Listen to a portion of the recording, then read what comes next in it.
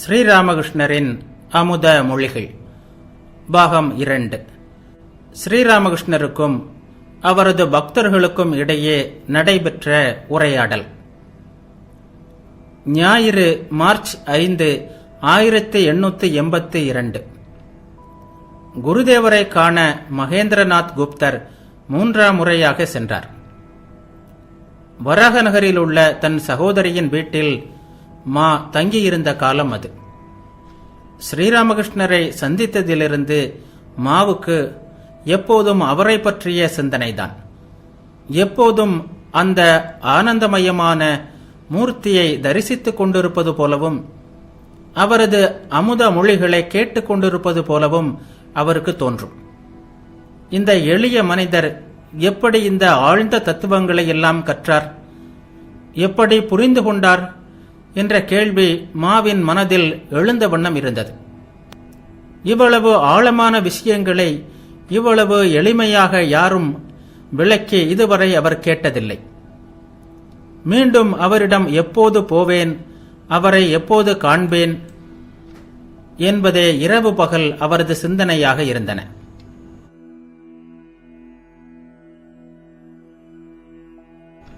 மெல்ல மெல்ல ஞாயிறும் வந்தது.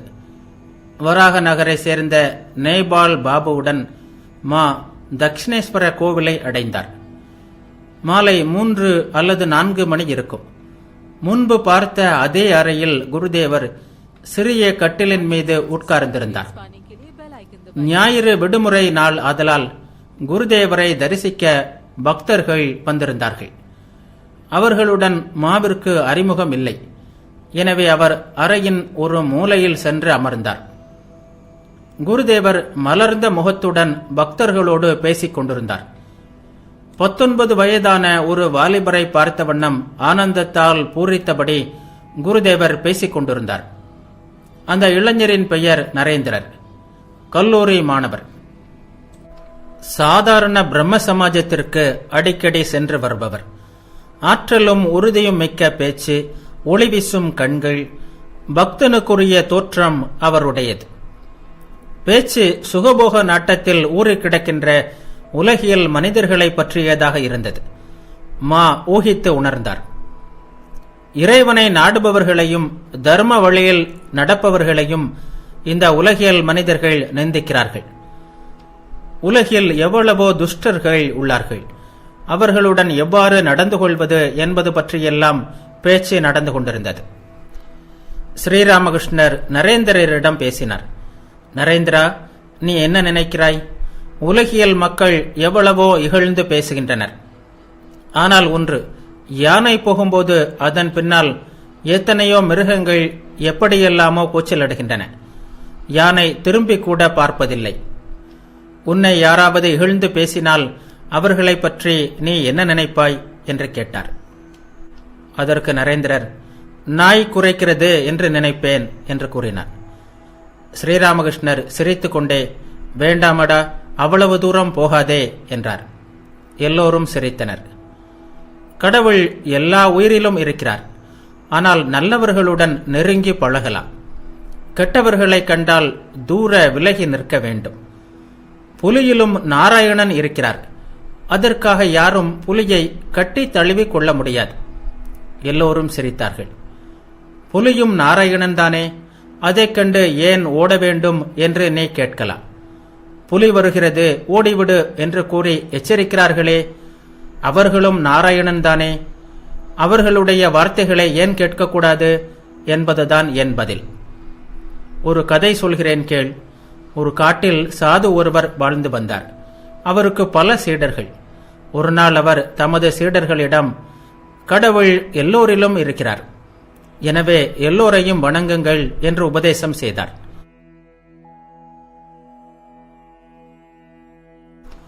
ஒரு நாள் அந்த சீடர்களில் ஒருவன் ஹோமத்திற்கு விறகு சேகரிக்க காட்டிற்கு சென்றான்.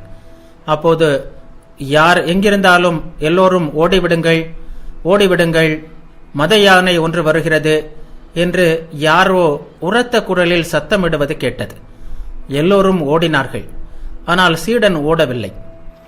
யானையும் நாராயணன் என்பதுதான் அவனுக்கு தெரியுமே, அவன் ஏன் ஓட வேண்டும்?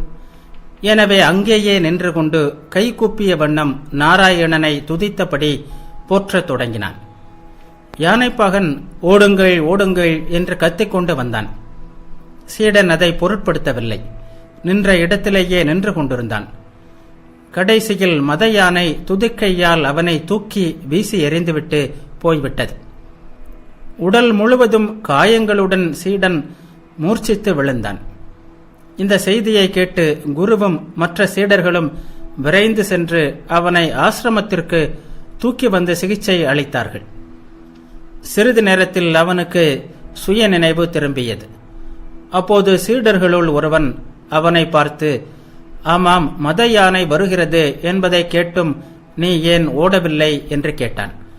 அதற்கு அந்த சீடன், நாராயணனே மனிதன் முதலிய எல்லா உயிர்களுமாக இருக்கிறார் என்று அல்லவா குருநாதர் நமக்கு உபதேசித்தார். ஆகவே யானை நாராயணன் வந்தபோது அந்த இடத்தை விட்டு ஓடாமல் இருந்துவிட்டேன் என்றான். இதை கேட்ட குரு, மகனே, யானை நாராயணன் தான் வந்தான், அது உண்மை. ஆனால் யானைப்பாக நாராயணன் உன்னை எச்சரித்தானே. எல்லோரும் நாராயணன் என்றால் நீ ஏன் அவனது வார்த்தைகளை நம்பவில்லை? யானைப்பாக நாராயணனின் வார்த்தைகளையும் நீ மதித்திருக்க வேண்டும் அல்லவா என்று கேட்டார். எல்லோரும் சிரித்தார்கள். ஆப்போ நாராயணக, அதாவது தண்ணீரும் நாராயணன் என்று சாஸ்திரத்தில் சொல்லப்பட்டுள்ளது. ஆனால் சில தண்ணீரைத்தான் பூஜைக்கு பயன்படுத்தலாம். சில தண்ணீர் வாய் கொப்பளிக்க, பாத்திரம் கழுவ, துணி துவைக்க மட்டும்தான் உதவும். குடிக்கவோ பூஜைக்கோ பயன்படாது. அதுபோலவே நல்லவன் கெட்டவன், பக்தன் பக்தன் அல்லாதவன் என்று எல்லோரின் இதயத்திலும் நாராயணன் இருப்பது என்னவோ உண்மைதான். ஆனாலும் தீயவர்கள், பக்தர்கள் அல்லாதவர்கள், துஷ்டர்கள் இவர்களோடு எந்தவித உறவும் வைத்துக் கொள்ளக்கூடாது, பழகக்கூடாது. சிலருடன் வெறும் வாய்ப்பேச்சு மட்டும் வைத்துக் கொள்ளலாம். இன்னும் சிலருடன் அதுவும் கூடாது.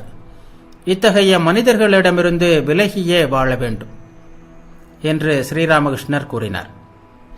ஒரு பக்தர் கேட்டார், சுவாமி, தீயவர்கள் கெடுதல் செய்ய வந்தாலோ கெடுதல் செய்தாலோ நாம் சும்மா இருக்க வேண்டுமா?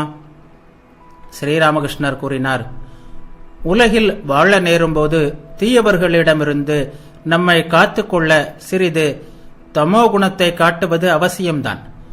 ஆனால் அவர்கள் தீமை செய்கிறார்கள் என்பதற்காக நாமும் அவர்களுக்கு தீமை செய்யக்கூடாது.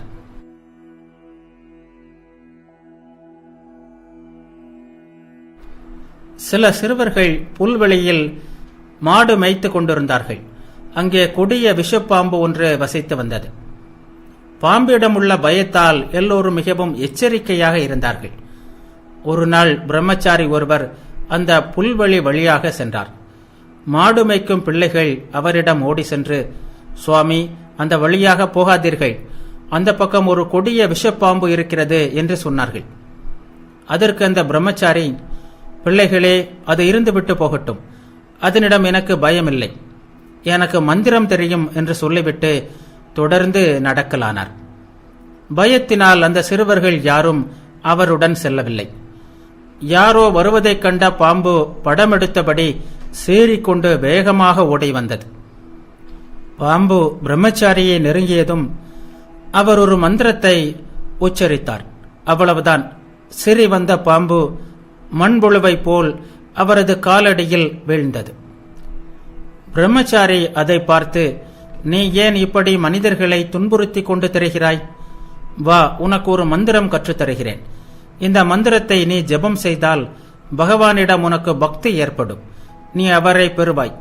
பிறருக்கு தீங்கு செய்யும் இந்த தன்மை போய்விடும் என்று சொல்லி அந்த பாம்பிற்கு மந்திரத்தை உபதேசம் செய்தார். சில நாட்கள் கழிந்தன. அந்த பாம்பு யாரையும் கடிக்க வருவதில்லை என்பதை சிறுவர்கள் கண்டுகொண்டனர். கல்லெறிந்தாலும் அது ஒன்றும் செய்யவில்லை. மண்புழுவை போல் கிடந்தது. ஒரு நாள் சிறுவன் ஒருவன் அதன் வாலை பிடித்து தூக்கி சுழற்றி தரையில் அடித்தான்.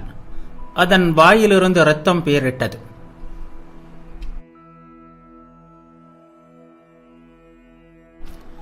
சுரணையிற்று வீழ்ந்தது. அதனிடம் அசைவோ நெளிவோ இல்லை. எனவே அது இறந்துவிட்டது என்று எண்ணி சிறுவர்கள் போய்விட்டனர். இரவு வெகுநேரம் சென்ற பிறகு பாம்பிற்கு உணர்வு வந்தது. மிகுந்த சிரமத்துடன் மெல்ல மெல்ல நகர்ந்து அது தன் வலைக்குள் சென்றது. அதன் உடம்பெல்லாம் சின்னா பின்னப்பட்டு விட்டது. அசையக்கூட அதனிடம் தெம்பில்லை. நாட்கள் கடந்தன. அது எலும்பும் தோலுமாக ஆகிவிட்டது. பயம் காரணமாக இரை தேடிக்கூட பகல் வேளையில் வெளியே வருவதில்லை. எப்போதாவது இரவு வேளையில் மட்டும் வெளியே வந்தது. மந்திர உபதேசம் பெற்றிருந்ததிலிருந்து அது யாரையும் துன்புறுத்துவதில்லை. மண், இலை, உதிர்ந்த பழங்கள் இவற்றை தின்று உயிர் வாழ்ந்தது. இப்படி ஏறக்குறைய ஓராண்டு கழிந்தது. பிரம்மச்சாரி அந்த வழியாக மறுபடியும் வந்தார். வந்ததும் பாம்பை பற்றி விசாரித்தார். அந்த பாம்பு இறந்துவிட்டதாக சிறுவர்கள் சொன்னார்கள். பிரம்மச்சாரி அதை நம்பவில்லை. தான் உபதேசித்த மந்திரத்தின் பலனை அடையாமல் பாம்பு இறந்திருக்க முடியாது என்பது அவருக்கு தெரியும். எனவே எங்கும் அங்கும் தேடியபடி தான் கொடுத்த பெயரை சொல்லி அழைத்தார். குருவின் குரலை கேட்ட பாம்பு வலையிலிருந்து வெளியே வந்து அவரை மிகுந்த பக்தியோடு வணங்கியது. என்னப்பா, எப்படி இருக்கிறாய் என்று பிரம்மச்சாரி விசாரித்தார். சுவாமி, சௌக்கியமாக இருக்கிறேன் என்றது பாம்பு. ஆனால் ஏன் இவ்வளவு மெலிந்திருக்கிறாய் என்று கேட்டார் பிரம்மச்சாரி. குருவே, யாருக்கும் தீங்கு செய்யாதே என்று தாங்கள் எனக்கு கட்டளை இட்டிருந்தீர்கள். அதன்படி இலைகளையும் பழங்களையும் தின்று வாழ்ந்து வருவதால் மெலிந்து விட்டேன் போலும் என்று பாம்பு கூறியது. அந்த பாம்பிற்கு சத்துவ குணம் அதிகரித்திருந்ததால் அதற்கு யாரிடமும் கோபம் இல்லை. சிறுவர்கள் தன்னை கொல்ல முயன்றதை கூட அது மறந்துவிட்டது. சரியாக சாப்பிடாததால் மட்டுமே உனக்கு இந்த நிலை ஏற்பட்டிருக்க முடியாது.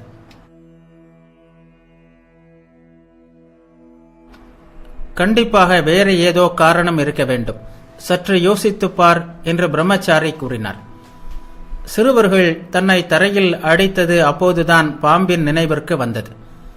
குருநாதா, இப்போது என் நினைவுக்கு வருகிறது. ஒரு நாள் இந்த மாடு மேய்க்கும் சிறுவர்கள் என்னை தரையில் சுழற்றி அடைத்தார்கள். அவர்கள் அறியா சிறுவர்கள். என் மனநிலை அவர்களுக்கு தெரியாது. நான் யாரையும் கடிப்பதில்லை, யாருக்கும் எந்த தீங்கும் செய்வதில்லை என்பது அவர்களுக்கு எப்படி தெரியும் என்று பாம்பு சொல்லியது. இதை கேட்டதும் அந்த பிரம்மச்சாரி, சீச்சி, நீ இவ்வளவு முட்டாளா? உன்னை காப்பாற்றிக் கொள்ள உனக்கு தெரியாமல் போய்விட்டதே.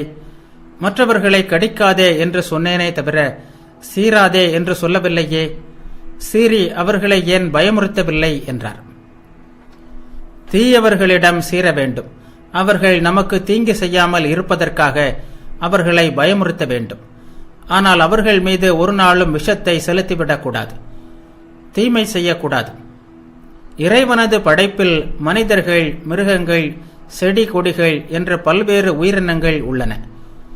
மிருகங்களில் அமைதியானவை உள்ளன, பயங்கரமானவை உள்ளன. புலியை போன்ற கொடிய மிருகங்களும் உள்ளன. மரங்களில் அமுதம் போன்ற பழங்களை தருகின்ற மரங்கள் உள்ளன. நச்சு பழங்களை தருகின்ற மரங்களும் உள்ளன. இப்படியே மனிதர்களிலும் நல்லவர்களும் இருக்கிறார்கள், கெட்டவர்களும் இருக்கிறார்கள். அமைதியானவர்கள் இருக்கிறார்கள், பயங்கரமானவர்களும் இருக்கிறார்கள். உலகியல் மனிதர்களும் இருக்கிறார்கள், பக்தர்களும் இருக்கிறார்கள். மக்களை 4 வகையாக பிரிக்கலாம். பத்தர்கள், முமுட்சுக்கள், முக்தர்கள், நித்தியர்கள். நாரதர் போன்றோர் நித்தியர்கள். இவர்கள் மக்களின் நன்மைக்காக, அவர்களுக்கு போதிப்பதற்காக உலகில் வாழ்கிறார்கள். பத்தர்கள் உலகியலில் கட்டுண்டவர்கள், பகவானை மறந்தவர்கள், மறந்தும் கூட அவரை நினைக்காதவர்கள். முமுட்சுக்கள் முக்தியை நாடுபவர்கள். ஆனால் இவர்களில் ஒரு சிலர் முக்தர் ஆகின்றனர், சிலரால் முடிவதில்லை. முக்தர்கள் சாதுக்களைப் போல், மகான்களைப் போல். இவர்கள் காமினி காஞ்சன ஆசையால் கட்டுப்படாதவர்கள். இவர்களின் மனதில் உலகியல் இல்லை. இவர்கள் எப்போதும் எம்பெருமானின் திருவடை தாமரைகளை சிந்தித்துக் கொண்டிருப்பார்கள். மீன்பிடிப்பதற்காக குளத்தில் வலை வீசுகிறார்கள். சில மீன்கள் திறமையானவை. அவை ஒருபோதும் வலையில் மாட்டிக்கொள்வதில்லை. அவை நித்தியர்களுக்கு உதாரணம். ஆனால் பல மீன்கள் மாட்டிக்கொள்ளும். அவற்றுள் சில தப்பிக்க முயலும். இவை முமுட்சுக்களுக்கு எடுத்துக்காட்டு. ஆனால் முயல்கின்ற எல்லா மீன்களாலும் தப்பிக்க முடிவதில்லை. ஏதோ இரண்டொன்று தடால் தடால் என்று வலைக்கு வெளியில் குதிக்கின்றன. அப்போது மீனவன், இதோ ஒரு பெரிய மீன் தப்பிவிட்டது என்று கூச்சலிடுகிறான். ஆனால் வலையில் சிக்கிக்கொண்ட மீன்களுள் பெரும்பாலானவற்றால் தப்பிக்க முடிவதில்லை. தப்பிக்க அவை முயற்சி செய்வதும் இல்லை. அதற்கு மாறாக வலையை கவ்விக்கொண்டு தலையை சேற்றில் புதைத்தபடி நிம்மதியாக இருக்கும்.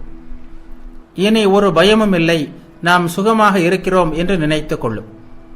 சற்று நேரத்தில் மீனவன் வலையை கரைக்கு இழுக்கப் போகிறான் என்பது அவற்றிற்கு தெரியாது. இவை பத்தர்களுக்கு உதாரணம்.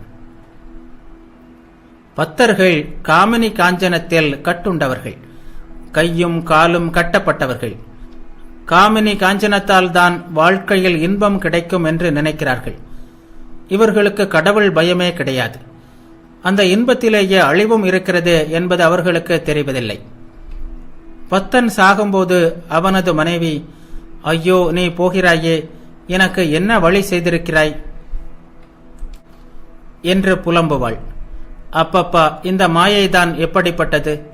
மரண படுக்கையில் இருக்கிறான், சிறிது நேரத்தில் சாகப் போகிறான். அவன் அருகே விளக்கு சுடர்விட்டு எரிந்து கொண்டிருக்கிறது. அதை பார்த்து எண்ணெய் தீர்ந்துவிடும், விளக்கை அணை என்று புலம்புகிறான். பத்தர்கள் இறைவனை நினைப்பதில்லை. நேரம் கிடைத்தால் போதும் பம்பளப்பார்கள் அல்லது பயனற்ற வேலைகளை செய்வார்கள். காரணம் கேட்டால், என்னால் சும்மா இருக்க முடியாது, அதனால்தான் இந்த வேலையை கட்டிக்கொண்டிருக்கிறேன் என்பார்கள். பொழுது போகாவிட்டால் சீட்டாட தொடங்கி விடுவார்கள். அனைவரும் வியப்புடன் கேட்டபடி அமைதியாக அமர்ந்திருந்தனர்.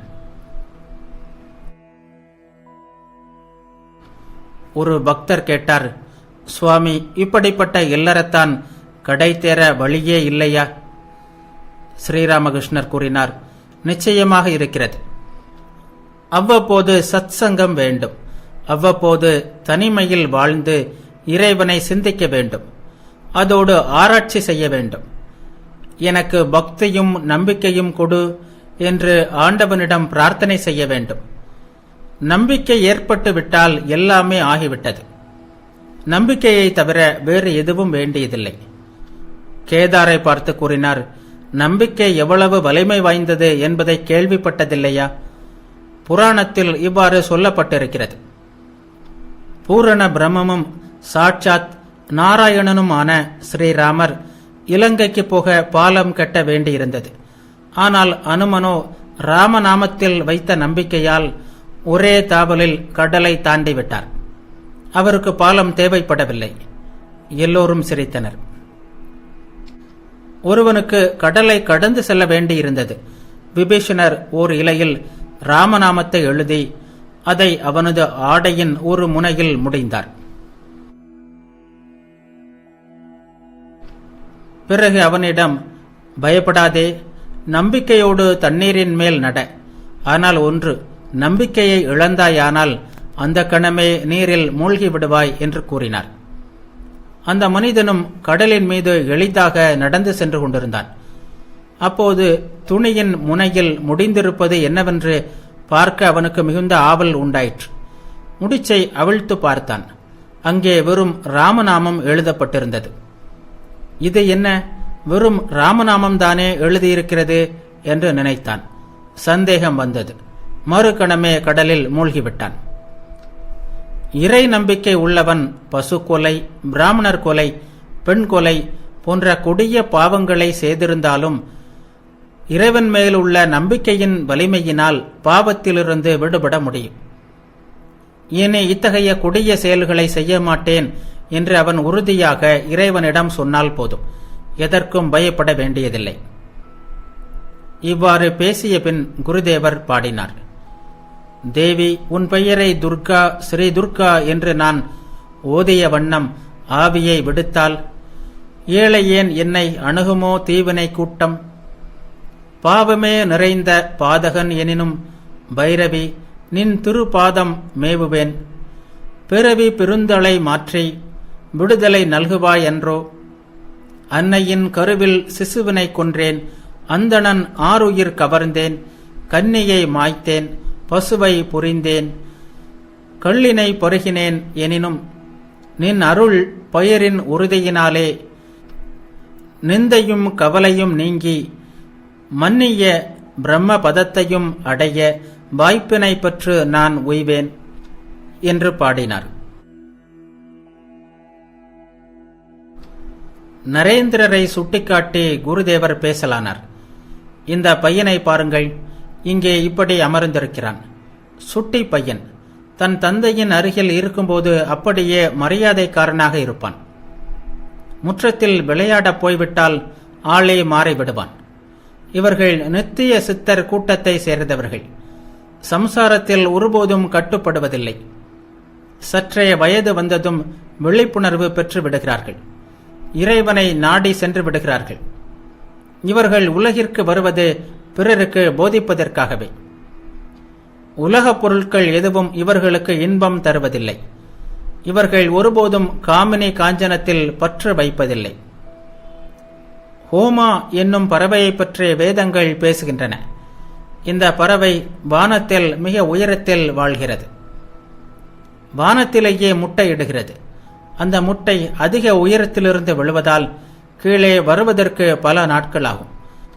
அப்படி வந்து கொண்டிருக்கும் போதே முட்டை பொரிந்து குஞ்சு வெளிவரும். குஞ்சும் கீழ்நோக்கி வர தொடங்கும். அப்போது அதன் கண்கள் திறக்கும், இறகுகள் முளைக்கும். பார்வை வந்ததும் தான் கீழ்நோக்கி செல்வதையும் தரையில் வீழ்ந்தால் அடிபட்டு சின்னாபின்னமாகி விடுவோம் என்பதையும் உணரும். உடனே இறக்கைகளை அடித்து கொண்டு தாய் பறவையை நோக்கி வேகமாக மேலே பறந்து சென்றுவிடும். அப்போது நரேந்திரர் எழுந்து வெளியே சென்றார். அறையில் கேதார், பிராணகிருஷ்ணர், மா முதலிய பலர் இருந்தனர். ஸ்ரீராமகிருஷ்ணர் கூறினார், இதோ பாருங்கள், பாட்டு, வாத்தியம், படிப்பு எல்லாவற்றிலும் நரேந்திரன் கெட்டிக்காரன். அன்றொரு நாள் கேதாருடன் வாதம் செய்தான். கேதாரின் வாதங்களையெல்லாம் நொறுக்கி தூள் தூளாக்கி விட்டான். குருதேவரும் மற்றவர்களும் சிரித்தனர். குருதேவர் மாவிடம், ஆங்கிலத்தில் தர்க்கம் பற்றி ஏதாவது புத்தகம் இருக்கிறதா என்று கேட்டார். மா, ஆம் சுவாமி, ஆங்கிலத்தில் தர்க்க சாஸ்திரம் உண்டு என்று கூறினார். நல்லது, அதை பற்றி சிறிது கூறு, கேட்கலாம் என்றார் ஸ்ரீராமகிருஷ்ணர். மா தர்ம சங்கடத்தில் மாட்டிக்கொண்டார். அவர் கூறினார், பொதுவான கருத்திலிருந்து குறிப்பிட்ட கருத்தை கூறும் தர்க்கம் ஒரு வகை. உதாரணமாக, மனிதர்கள் எல்லோரும் சாகக்கூடியவர்கள், பண்டிதர்களும் மனிதர்களே. ஆகவே பண்டிதர்களும் சாகக்கூடியவர்கள். இது ஒரு வகை தர்க்கம். மற்றொரு வகையான தர்க்கம் இருக்கிறது. சில குறிப்பிட்ட உதாரணங்களையோ நிகழ்ச்சிகளையோ பார்த்து அதிலிருந்து சாதாரண கருத்தை அறிதல். உதாரணமாக, இந்த காக்கை கருப்பு, அந்த காக்கையும் கருப்பு. நாம் பார்க்கும் காக்கைகள் எல்லாம் கருப்பாகவே இருக்கின்றன. அதனால் உலகில் உள்ள காக்கைகள் எல்லாம் கருப்பு. இது மற்றொரு வகை. ஆனால் இதில் தவறு ஏற்பட இடம் இருக்கிறது. ஏனென்றால் தேடி பார்த்தால் ஒருவேளை எங்கோ ஒரு நாட்டில் வெள்ளை காக்கை இருக்கலாம். இன்னொரு உதாரணம் இருக்கிறது. எங்கு மழை பெய்ததோ அங்கே மேகம் இருந்தது அல்லது இருக்கிறது. இங்கே மேகத்திலிருந்து மழை பெய்கிறது என்ற சாதாரண கருத்து உருவாகிறது. இன்னும் ஓர் உதாரணம். இவனுக்கு 32 பற்கள், அவனுக்கு 32 பற்கள். எந்த மனிதனை பார்த்தாலும் அவனுக்கு 32 பற்கள். ஆகவே எல்லா மனிதர்களும் 32 பற்களை கொண்டவர்கள். இப்படிப்பட்ட தர்க்க முறைகள் ஆங்கில தர்க்க சாஸ்திரத்தில் உள்ளன என்று கூறினார். ஸ்ரீராமகிருஷ்ணர் இவற்றையெல்லாம் ஏதோ கேட்டு வைத்தார். கேட்டுக்கொண்டிருக்கும் போதே அவரது மனம் வேறு எங்கோ லயிக்க தொடங்கியது. ஆகவே இது பற்றிய பேச்சு மேலும் தொடரவில்லை. கூட்டம் கலைந்தது. பக்தர்கள் எங்குமங்குமாக உலவிக் கொண்டிருந்தனர். மாலை நேரம், சுமார் 5 மணி இருக்கும். மாவும் பஞ்சவடி முதலிய இடங்களில் உலவிக் கொண்டிருந்தார்.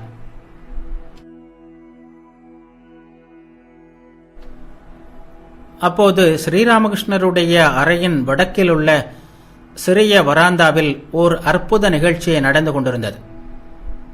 ஸ்ரீராமகிருஷ்ணர் அசையாமல் நின்றிருந்தார். நரேந்திரர் பாடிக்கொண்டிருந்தார். ஓரிரு பக்தர்கள் அருகில் நின்று கொண்டிருந்தனர். மாவும் வந்து பாட்டை கேட்கலானார். பாட்டை கேட்டதும் அதிலேயே மனம் ஒன்றி போனார். இவ்வளவு இனிமையான குரலை அவர் குருதேவரை தவிர வேறு யாரிடமிருந்தும் எங்கேயும் கேட்டதில்லை. அப்போது எதேச்சையாக குருதேவர் நின்றிருந்த திசையில் பார்த்தார் மா. பார்த்த கண்கள் பார்த்தபடி நின்றுவிட்டார். என்ன ஒரு காட்சி! குருதேவர் ஆடாமல் அசையாமல் அப்படியே நின்று கொண்டிருந்தார். கண்கள் இமைக்கவில்லை. மூச்சு கூட நின்றுவிட்டது போல் தோன்றியது. ஒரு பக்தரை கேட்டபோது இதுதான் சமாதி என்று அவர் கூறினார். மா இவ்வாறு இதுவரை கண்டதுமில்லை, கேட்டதுமில்லை.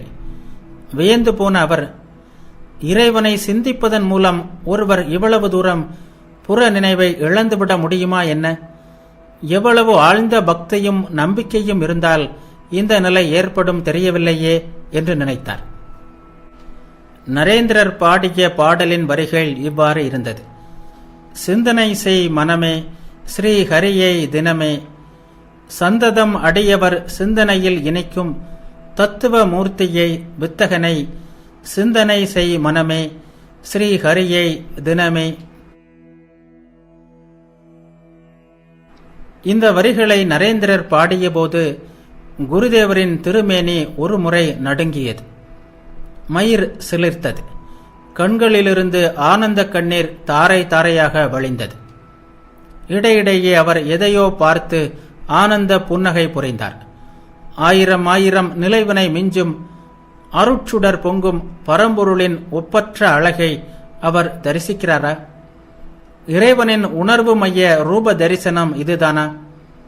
இத்தகைய காட்சி பெற அவர் எவ்வளவு சாதனைகளை, எவ்வளவு தபங்களை செய்திருக்க வேண்டும்? எந்த அளவுக்கு பக்தியும் நம்பிக்கையும் இருந்திருக்க வேண்டும்? பாடல் தொடர்ந்தது. கருத்திலே தெளிவும் கண்ணிலே அன்பு கனலுமாய், இதய தாமரையில் இருத்துக மாதவன் இணையடி, இனிதே எய்துக அற்புத தரிசனமே. இந்த பாடலை கேட்டதும் மறுபடியும் உலகை மயக்குகின்ற அதே சிரிப்பு. முன்பு போன்றே அசைவற்ற திருமேனி. ஏதோ ஒரு அற்புத திருக்காட்சியை கண்டு அதில் நிலைத்திருப்பது போல் சலனமற்று நிற்கின்ற கண்கள்.